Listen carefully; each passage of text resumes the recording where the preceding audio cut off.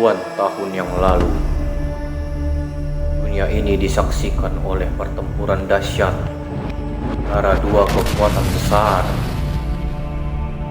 Suku iblis yang dipimpin oleh seorang penguasa menakutkan yang dikenal sebagai Raja Iblis berhadapan dengan kerajaan manusia yang berusaha mempertahankan tanah mereka. Raja Iblis, penguasa yang kejam dan pembunuh tanpa ampun, memimpin pasukan iblis dengan kekuatan magis yang mengerikan. Namun, takdir berkata lain. Setelah pertempuran yang menghancurkan, kekuatan gabungan dari para penyihir dan kesatria manusia berhasil mengalahkan Raja Iblis. Dalam usaha terakhir untuk mengakhiri ancaman Raja Iblis, ia dikurung di dalam sebuah penjara yang ditempatkan di bawah gunung kuno, sebuah tempat yang dikabarkan memiliki kekuatan magis yang melampaui batas waktu. Selama 10.000 tahun, Raja Iblis menghilang dari permukaan bumi. Namun, legenda tentang kekejaman dan kekuatannya tetap hidup di antara para penduduk. Sebuah peringatan akan potensi kehancuran yang pernah ia bawa. Namun, apakah Raja Iblis akan tetap terkurung di dalam penjara bawah gunung untuk selamanya? Atau apakah kegelapan yang pernah ia bawa akan kembali muncul, mengancam perdamaian dunia sekali lagi? Setelah 10.000 tahun terkurung dalam penjara bawah gunung kuno, Raja Iblis berhasil mematahkan belenggu yang mengikatnya. Dengan kekuatan magis yang masih tersisa, ia menyamar sebagai seorang manusia. Namun, tujuannya tidak lagi sejalan dengan kehancuran. Ia ingin menjalani hidup baru yang damai, kerajaan yang jauh. Hidup seorang putri kerajaan yang cantik dan berhati lembut. Raja Iblis bertemu dengan putri itu, dan tanpa mereka sadari, hati mereka saling terpaut. Cinta mereka dipenuhi dengan tantangan besar. Raja Iblis terus berjuang untuk menahan gelombang kegelapan yang pernah mengendalikannya. Sementara putri kerajaan tahu bahwa ada sesuatu yang berbeda pada pria yang dia cintai. Upaya Raja Iblis untuk menjadi manusia seutuhnya terbukti lebih sulit dari yang dia bayangkan. Kekuatan gelapnya mengintai, siap untuk memisahkan mereka. Tidak mampu menyembunyikan lagi rahasia besar yang dipegangnya, Raja Iblis mengungkapkan identitas aslinya kepada putri kerajaan.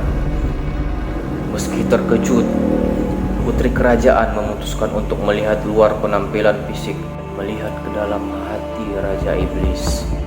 Mereka memutuskan untuk melawan semua rintangan yang datang sama-sama.